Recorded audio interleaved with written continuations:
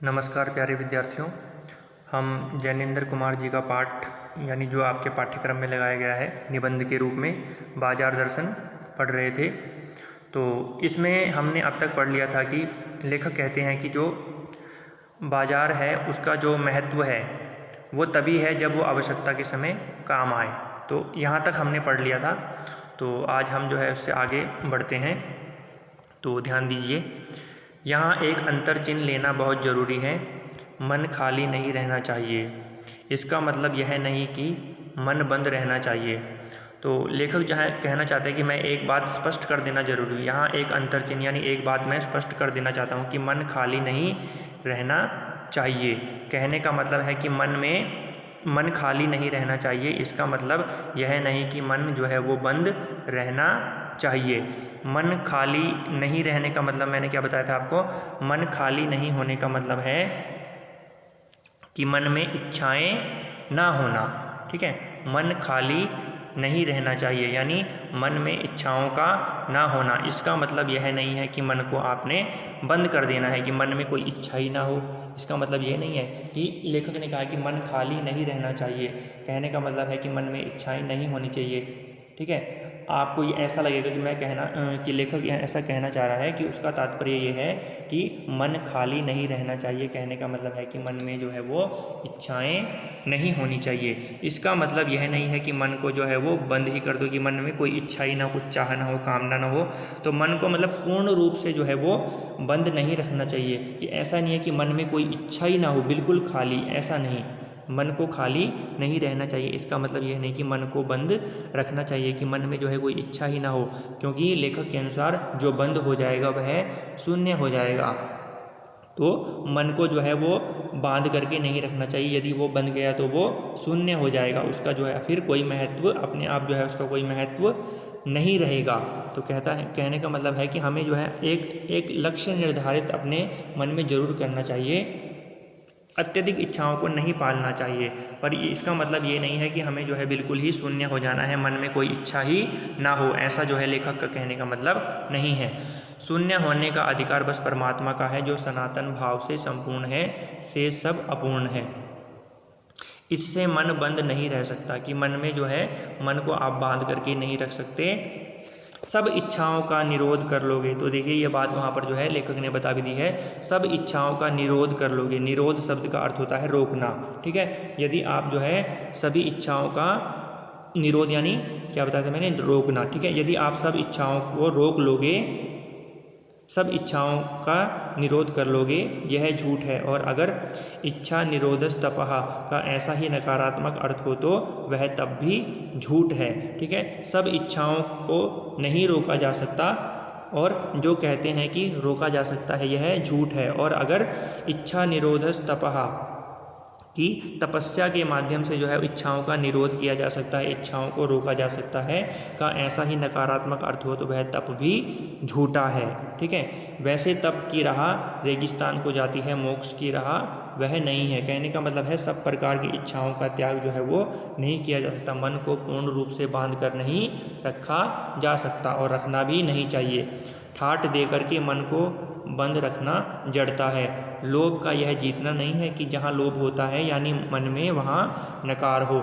यानी लेखक ये कहना चाहता है कि लोभ का यह जीतना नहीं है कि आपके मन में किसी प्रकार की कोई कामना ना हो, किसी प्रकार की कोई इच्छा ना हो, किसी प्रकार का कोई लोभ ना हो, या किसी वस्तु को देख करके आपका मन ललचा ना जाए, यानी मन में वहाँ नकार हो। कहने का मतलब है इस प्रकार का यदि आपके मन में कोई लोभ नहीं होगा, किसी प्रकार का लालच नहीं होगा, किसी प्रकार की इच्छा नहीं होगी मन में, तो वहाँ नकार हो। कहने का मतलब है उसको जो है वो यह तो लोभ की ही जीत है और आदमी की हार। तो कह रहे हैं ऐसा संभव नहीं है, ऐसा नहीं होना चाहिए। इसमें तो लोभ की जीत होगी और आदमी नहीं जीतेगा, आदमी की हार होगी। कहने का मतलब है सब प्रकार की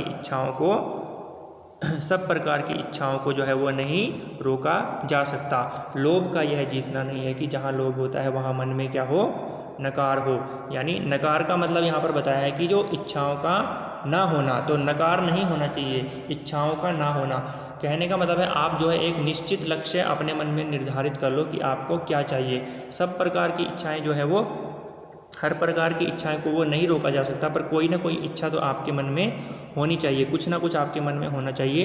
पूर्ण रूप से आप जो है मन को जो है वो नकार नहीं सकते हैं कि मन में कोई इच्छा ही नहीं रखना, ऐसा संभव नहीं है। ठीक है, मनुष्य के लिए ऐसा कर पाना संभव नहीं है। तो वही बात यहाँ पर बताई है, यह तो लोभ की ही जीत होगी और आदमी की हार होगी। यदि आपके मन में किसी प्रकार किसी वस्तु को देख करके लोभ नहीं उत्पन्न होता है, ठीक है, इच्छा नहीं उत्पन्न होती है, तो यह लोभ की जीत होगी और आदमी की हार होगी। क्योंकि यदि मन है तो मन में इच्छा होगी, लेकिन वो इच्छा जो है वो सीमित होनी चाहिए, अपनी ज़रूरत के हिसाब से होनी चाहिए, ऐसा लेखक कहना चाह रहे हैं। तो उसमें उस बात को उन्होंने उदाहरण के द्वारा भी समझा है, यानी आँख अपनी फोड़ डाली तब लोभनीय के दर्शन से बचे तो क्या हुआ। यदि आपने अपना नुकसान कर लिया, उसके बाद आप जो है लोभनीय के दर्शन से बचे, जो चीज़ आपको अच्छी लगती थी उसके दर्शन से आप, उसको देखने से आप बच गए, तब क्या फ़ायदा हुआ। जब आपने अपनी आँख ही फोड़ डाली तब लोभनीय, यानी जिस वस्तु को देख करके आपके मन में लोभ आया, लालच आया, इच्छा जागी, यदि अपने आप आँख ही फोड़ डाली, कहने का मतलब आपने अपना नुकसान ही कर दिया, अपने मन को आपने मार दिया, अपने मन को आपने बांध लिया। उसके बाद जो है वो कहते हैं ना, मन को मार करके क्या जीना। ठीक है, तो वही बात यहाँ पर बताई कि मन को जो है पूर्ण रूप से नहीं मारना चाहिए, मन को पूर्ण रूप से नहीं बांधना चाहिए, अपना नुकसान नहीं करना चाहिए। आँख अपनी फोड़ डाली का मतलब है अपना नुकसान नहीं करना चाहिए। उसके बाद जो है आप लोभनीय के दर्शन से बच गए, तो फिर क्या फ़ायदा हुआ। ऐसे क्या आपका लोभ मिट जाएगा। और कौन कहता है कि आँख फूटने पर रूप दिखना बंद हो जाएगा। क्या आँख बंद करके ही हम सपने नहीं लेते हैं। कहते कि ये उसका कोई समाधान नहीं है। और वे सपने क्या चैन भंग नहीं करते हैं। इससे मन को बंद कर डालने की कोशिश तो अच्छी नहीं है। तो इसमें सबसे बेहतर उपाय है कि मन को बंद कर, कि मैंने आपकी, लेखक कहना चाह रहे हैं कि मैंने आपको कहा कि मन में आपकी इच्छाएं नहीं होनी चाहिए, लेकिन इसका ये तात्पर्य नहीं है। लेखक ये कहना चाहते हैं कि मेरे कहने का ये मतलब है कि आप मन को पूर्ण रूप से ही बांध कर रख लो, उसको पूर्ण रूप से ही बंद कर दो, मन में कोई इच्छा ही ना लाओ, ऐसा मैंने नहीं कहा है। इससे मन को बंद कर डालने की कोशिश तो अच्छी नहीं है। वह अकारत है, वो बिना किसी कारण है। और यह तो हट वाला योग है, यह तो ज़बरदस्ती वाली बात हुई। और जब ज़बरदस्ती होती है तो वो बिल्कुल भी जो है उपयुक्त सही नहीं होता, उससे जो है आपका काम बनता नहीं है। शायद हट ही हट है, इसमें जो है वो हट मतलब ज़बरदस्ती, इसमें ज़बरदस्ती है, इसमें योग नहीं है, इसमें जोड़ना नहीं है, इसमें तो अलगाव की स्थिति है।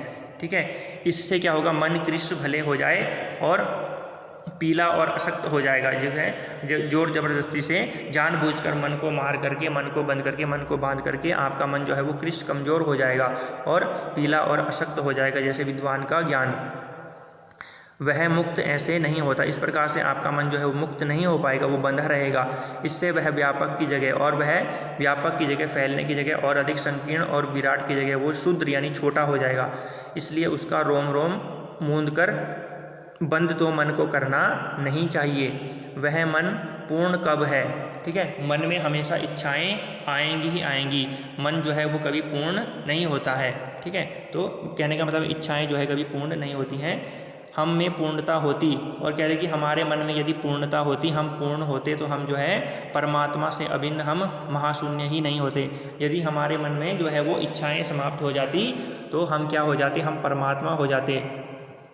ठीक है, और परमात्मा से अलग हम महाशून्य ही नहीं होते, हम अपूर्ण हैं, इसी से हम हैं। तो मनुष्य जो है अपूर्ण है, उसकी इच्छाएं भी अपूर्ण हैं, और इसी कारण से वो क्या है, मनुष्य है। इसी से हम है, कहने का मतलब इसी से वो मनुष्य है। और यदि उसकी इच्छाएं पूर्ण हो गई, मन में कोई इच्छा ही नहीं है, तो वो क्या हो जाएगा, वो मनुष्य न रह करके वो परमात्मा बन जाएगा। सच्चा ज्ञान सदा इसी अपूर्णता के बोध में हम में गहरा करता है। सच्चा कर्म सदा इसी अपूर्णता की स्वीकृति के साथ होता है। अतः उपाय कोई वही हो सकता है जो बलात् मन को रोकने को न कहे। कहने का मतलब है जबरदस्ती जानबूझ करके मन को रोकना नहीं चाहिए, मन की इच्छाओं को नहीं रोकना चाहिए जानबूझकर। जो मन को भी इसलिए सुने क्योंकि वह अप्रयोजनीय रूप में हमें नहीं प्राप्त हुआ है। हमें कभी कभी अपने मन की बात भी सुननी चाहिए, क्योंकि यदि ईश्वर ने हमें मन दिया है तो वह अप्रयोजनीय रूप में हमें प्राप्त नहीं हुआ है, उसका जरूर कोई ना कोई उद्देश्य है। जिसके कारण वो हमारे पास में क्या है, मन है। तो उस मन का निश्चित रूप से कोई ना कोई उद्देश्य है, इसलिए उसको जानबूझकर नहीं मारना चाहिए। हाँ, मनमानेपन की छूट मन को ना हो, पर ऐसा भी नहीं है कि मन में जो आए वही करने लग जाओ, जो मन में इच्छा जागी उसी को पूर्ण करने में लग जाओ। तो मन को जो है मनमानेपन की छूट भी नहीं देनी चाहिए। मेरे कहने का मतलब ये है, मन में इच्छाएं हो पर वो निश्चित दायरे में हो, सीमित दायरे में हो, अपनी ज़रूरत के हिसाब से हो, अपनी आवश्यकता के हिसाब से हो, और मनमानेपन की छूट मन को मत दो। यानी मन में जो आ रहा है वही कर रहे हैं, वही चाह रहे हैं, वही प्राप्त करने की कोशिश कर रहे हैं, ऐसा नहीं होना चाहिए। क्योंकि वह जो मन है वो अखिल का अंग है, हमारे संपूर्ण का मन जो है वो संपूर्ण नहीं है अपने आप में, उस संपूर्णता का एक छोटा सा हिस्सा है। खुद वह कुल नहीं है अपने आप में, वो कुल मतलब पूर्ण, संपूर्ण, ठीक है, वो व्यापक नहीं है। उस व्यापकता का वो एक छोटा सा क्या है, अंग है, वो संपूर्ण नहीं है, वो उस संपूर्णता का एक छोटा सा हिस्सा है। तो आगे देखते हैं क्या कह रहे हैं लेखक, कि पड़ोस में एक महानुभाव रहते हैं, एक सज्जन रहते हैं। महानुभाव शब्द का अर्थ सज्जन, भले आदमी, ठीक है। महानुभाव शब्द का अर्थ क्या बताया मैंने, सज्जन व्यक्ति, एक भले आदमी। पड़ोस में एक महानुभाव, एक भले आदमी रहते हैं, जिनको लोग किस नाम से जानते हैं, भगत जी कहते हैं। वो क्या कार्य करते हैं, वो चूरन बेचते हैं। यह काम करते जाने उन्हें कितने बरस हो गए हैं, लेकिन किसी एक भी दिन चूरन से उन्होंने 6 आने पैसे से ज़्यादा नहीं कमाई कि वो चूरन बेचने का काम करते हैं और अपने काम को करना वो बखूबी जानते हैं, बहुत अच्छे तरीके से अपने काम को करना जानते हैं, लेकिन किसी भी दिन चूरन से उन्होंने 6 आने पैसे से ज़्यादा नहीं कमाए। कहने का मतलब है जितनी उनकी ज़रूरत होती है एक दिन की, उतने ही वो पैसे कमाते हैं, ठीक है। वो ज़्यादा कमा सकते हैं लेकिन वो नहीं कमाते हैं। चूरन उनका आसपास का सरनाम है और उनको जो है वो चूरन वाले के नाम से जो है वो जाना जाता है, और खुद खूब लोकप्रिय हैं और जो है लोगों के बीच में काफ़ी पसंद किए जाते हैं। कहीं व्यवसाय का गुर पकड़ लेते और उस पर चलते तो आज खुशहाल क्या माला माल होते, और कहीं व्यवसाय का गुर पकड़ लेते यानी जो चूरन बेचने का वो काम करते हैं, यदि उन्होंने उसको पूर्ण रूप से व्यवसाय, क्योंकि वो केवल अपनी ज़रूरत के लिए ही वो चूरन को बेचते हैं, और यदि उन्होंने कहीं इसको पूर्ण व्यवसाय के रूप में अपना लिया होता, इसका पूर्ण व्यापार कर लिया होता और उस पर चलते तो आज वो जो है खुशहाल की तो बात क्या है, मालामाल हो जाते। खुशहाल तो वो आज भी हैं लेकिन वो मालामाल हो जाते, लेकिन उनके मन में कोई ऐसी भावना नहीं है। वो केवल अपनी ज़रूरत को पूरा करने के लिए, अपनी आवश्यकताओं को पूर्ण करने के लिए जो है वो चूरन बेचते हैं, अपनी इच्छाओं को पूर्ण करने के लिए नहीं, ठीक है, क्योंकि इच्छा और आवश्यकता में अंतर होता है। क्या कुछ उनके पास ना होता। इधर 10 वर्षों से मैं देख रहा हूँ उनका चूरन हाथों हाथ बिक जाता है, कि वो रोज़ जो है वो चूरन बेचने के लिए जाते हैं और जल्दी ही जो है उनका चूरन बिक जाता है। उनका जो काम है, उनका जो चूरन है वो बहुत पसंद किया जाता है, पर वह ना उसे थोक देते हैं ना व्यापारियों को बेचते हैं, पेशगी ऑर्डर भी कोई नहीं लेते। मतलब कि उन्होंने उसको व्यापार का माध्यम नहीं बनाया है, केवल अपनी आवश्यकता और अपनी दैनिक ज़रूरतों को पूरा करने के लिए वो चूरन बेचते हैं, उन्होंने व्यापार के रूप में उसको नहीं लिया है। बंधे वक्त पर अपनी चूरन की पेटी लेकर घर से बाहर हुए नहीं कि देखते देखते 6 आने की कमाई उनकी हो जाती। कहने का मतलब है उनका चूरन इतना पसंद किया जाता है कि जैसे वो घर से बाहर निकलते हैं कुछ ही समय के बाद जो है उनका चूरन जो है वो बिक करके वो समाप्त हो जाता है और उनकी जो दैनिक कमाई है 6 आने की वो पूरी हो जाती है। इससे ज़्यादा कमाने की उनके मन में कोई इच्छा नहीं जागती। लोग उनका चूरन लेने को उत्सुक जो रहते हैं, चूरन से भी अधिक शायद वह भगत जी के प्रति अपनी सद्भावना का देय देने को उत्सुक रहते हैं, कि जो लोग हैं उनको बहुत अच्छा मानते हैं भगत जी को, और उनके प्रति जो सद्भावना है, सद्भावना शब्द का अर्थ होता है, सद शब्द का अर्थ होता है अच्छा, और सद्भावना यानी अच्छी भावना, अच्छी कामना देने का, अच्छी कामना का देय देने को उत्सुक रहते हैं। यानी लोगों के मन में भगत जी के प्रति जो है वो अच्छी भावना है। पर 6 आने पूरे हुए नहीं कि भगत जी बाकी चूरन बालकों को मुफ्त बांट देते हैं। केवल जो है वो जब उनकी 6 आने की कमाई जो है वो पूरी हो जाती है और जो है अगर थोड़ा बहुत चूरन बच भी गया तो वो उससे ज़्यादा मुनाफा कमाने के चक्कर में नहीं होते हैं, उसको वो क्या करते हैं, छोटे बच्चों को मुफ्त में बांट देते हैं। यानी जो वो कमाई कर, लेखक यहाँ पर क्या कहना चाह रहा है, लेखक यहाँ पर ये कहना चाह रहा है कि जो भगत जी कमाई करते हैं वो अपनी इच्छाओं को पूर्ण करने के लिए नहीं करते हैं, जो उनकी दैनिक जीवन की ज़रूरतें हैं, जो आवश्यकताएँ हैं, उनको पूर्ण करने के लिए वो चूरन बेचते हैं। और जब उनकी उतनी कमाई हो जाती है, 6 आने की कमाई हो जाती है, तो उससे ज़्यादा कमाने की वो बिल्कुल भी नहीं सोचते हैं। और यदि उस दिन का जो है उतनी कमाई के बाद चूरन बच जाता है तो वो बालकों को मुफ्त बांट देते हैं। कभी ऐसा नहीं हुआ कि उन्हें कोई उन्हें 25वां पैसा भी दे सके। कभी चूरन में लापरवाही नहीं की और कभी रोग होते हुए भी मैंने उन्हें नहीं देखा। मतलब कहने का मतलब है वो बड़ा ही जो है नियमित और संयमित जीवन जो है व्यतीत करते हैं। उन्हें जो है जितना पैसा उनकी ज़रूरत के लिए होता है वो उतना ही कमाते हैं, उससे ज़्यादा वो एक पैसे कमाने की भी जो है अपने मन में ख्याल नहीं लाते। कभी चूरन बेचने में उन्होंने लापरवाही नहीं की और कभी मैंने उनको बीमार होते हुए, लेखक ये कहना चाहिए, कभी मैंने उनको बीमार होते हुए भी नहीं देखा। और तो नहीं, लेकिन इतना मुझे निश्चय मालूम होता है कि इन चूरन वाले भगत जी पर बाजार का जादू नहीं चल सका।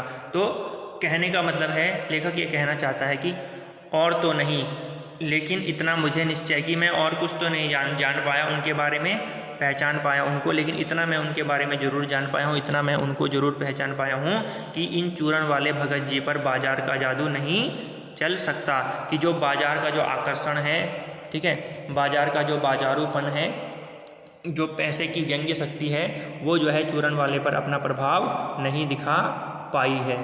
तो आज जो है यहीं तक पढ़ते हैं। जितना आपको अब तक पढ़ाया है शुरू से लेकर के अब तक, आप उसको पढ़िए, समझिए। कहीं पर कोई दिक्कत आती है तो मुझसे जो है बात कीजिए। तो आज जो है यहीं पर समाप्त कर रहे हैं। पाठ को हम कल आगे बढ़ाते हैं। तब तक के लिए धन्यवाद।